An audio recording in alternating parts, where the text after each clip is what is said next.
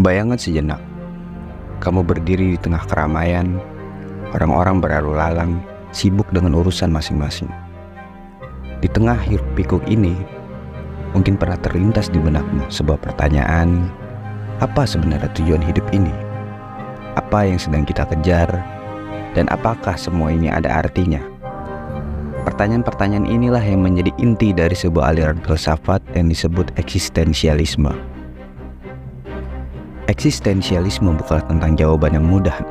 Sebaliknya, ini adalah tentang keberanian untuk menghadapi kenyataan bahwa hidup pada dasarnya tidak memiliki makna yang otomatis. Kitalah yang harus menciptakan makna itu sendiri di tengah dunia yang seringkali tampak absurd dan tak terduga.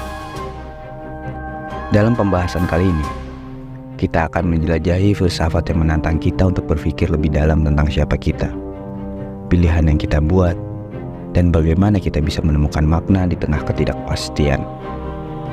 Ini adalah perjalanan menuju pemahaman yang lebih dalam tentang eksistensialisme, sebuah aliran yang mungkin bisa membantu kita memahami kehidupan dengan cara yang berbeda. Mari kita mulai. Eksistensialisme adalah sebuah aliran filsafat yang fokus pada eksistensi individu, kebebasan, dan pilihan hidup. Dalam filsafat ini, manusia dianggap sebagai makhluk yang bebas untuk menentukan hidupnya sendiri. Tapi, kebebasan ini juga datang dengan tantangan besar. Eksistensialisme mengatakan bahwa dunia ini sebenarnya absurd, atau artinya dunia tidak memiliki makna atau tujuan yang secara otomatis diberikan kepada kita, melainkan makna atau tujuan hidup itu kita ciptakan sendiri, sesuai dengan pilihan-pilihan yang kita buat. Tapi, bagaimana sebenarnya aliran ini muncul? Untuk memahami eksistensialisme, kita harus kembali ke abad ke-19, di mana semua ini dimulai.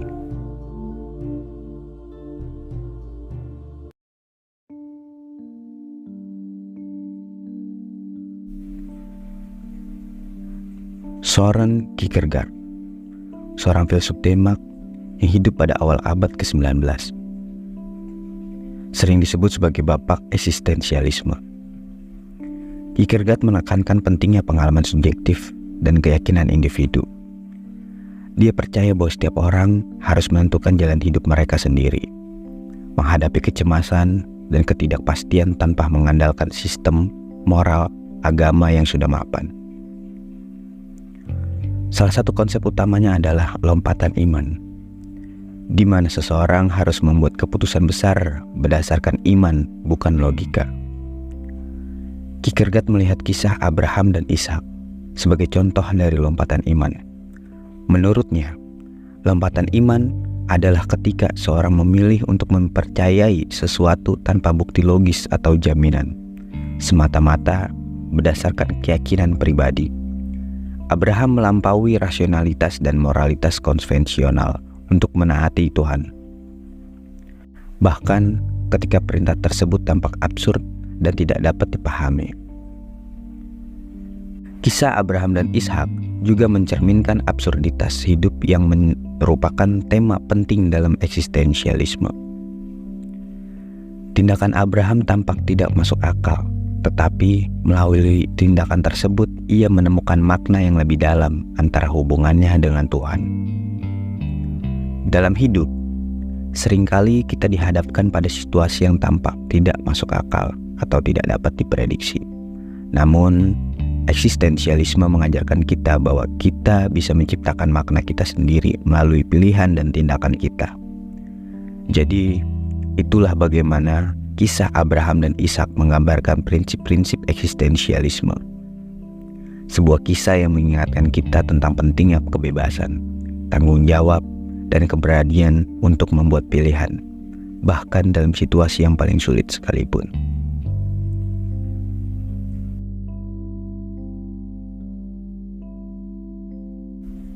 Selain Kierkegaard, ada juga Friedrich Nietzsche, filsuf Jerman yang juga sangat berpengaruh dalam pengembangan eksistensialisme. Nietzsche terkenal dengan pernyataan God is dead, yang melambangkan runtuhnya nilai-nilai tradisional dalam masyarakat barat. Nietzsche mendorong kita untuk menciptakan nilai-nilai kita sendiri dan menjadi Übermensch atau manusia unggul yang hidup melampaui batasan-batasan moralitas konvensional.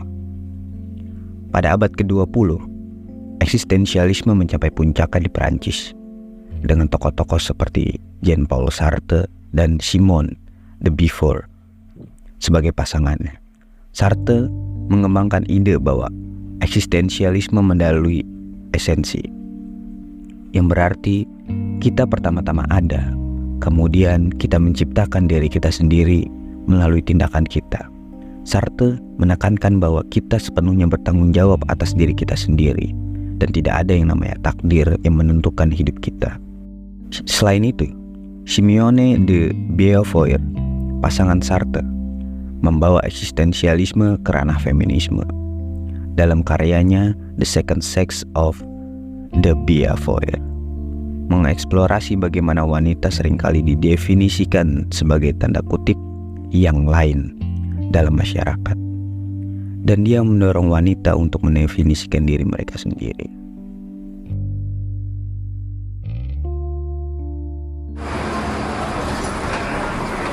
Di zaman sekarang, kita hidup di dunia yang serba cepat dan penuh tekanan.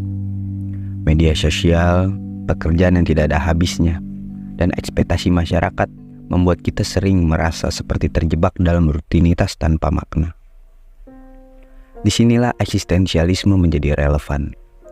Eksistensialisme mengajak kita untuk berhenti sejenak dan bertanya, apakah ini benar-benar hidup yang ingin kita jalani? Dan apakah kita membuat pilihan yang mencerminkan siapa kita sebenarnya?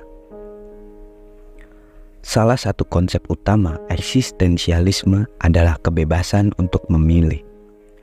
Di dunia modern, kita memiliki begitu banyak pilihan, mulai dari karir, hubungan, hingga bagaimana kita menghabiskan waktu.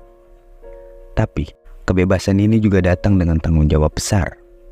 Eksistensialisme mengingatkan kita bahwa setiap pilihan yang kita buat memiliki konsekuensi dan kita harus bertanggung jawab atas pilihan-pilihan tersebut.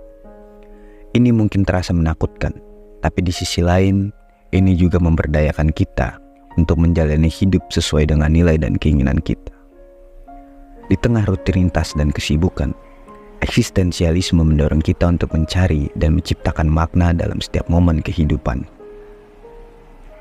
Mungkin makna itu tidak datang dari pencapaian besar atau hal-hal materi, tapi dari hal-hal sederhana seperti menikmati waktu dengan orang yang kita cintai, melakukan pekerjaan yang kita nikmati, atau sekedar perenungan dan bersyukur atas hidup yang kita miliki. Dengan menyadari bahwa kitalah yang menentukan makna hidup, maka kita bisa hidup dengan lebih otentik dan memuaskan. Kehidupan modern seringkali penuh dengan ketidakpastian, mulai dari perubahan pekerjaan hingga tantangan global seperti perubahan iklim atau pandemi.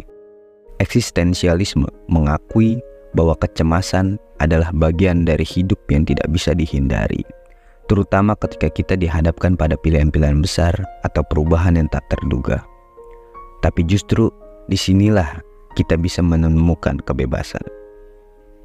Dengan menerima ketidakpastian dan kecemasan ini, kita bisa belajar untuk hidup lebih berani, mengambil resiko, dan membuat pilihan yang benar-benar kita yakini.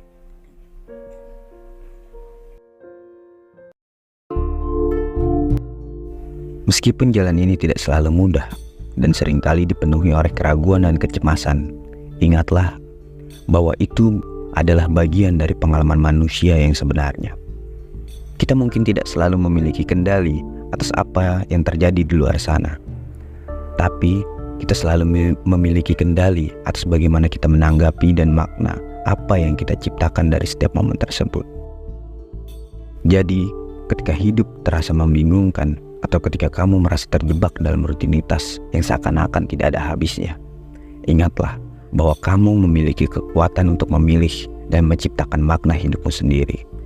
Teruslah mencari, teruslah bertanya, dan yang terpenting, teruslah hidup dengan penuh kesadaran dan otentisitas. Terima kasih sudah bergabung dalam pembahasan kali ini. Semoga apa yang dibahas hari ini bisa memberikan sedikit pencerahan dan inspirasi untuk kalian semua. Sampai jumpa di video berikut. Terima kasih.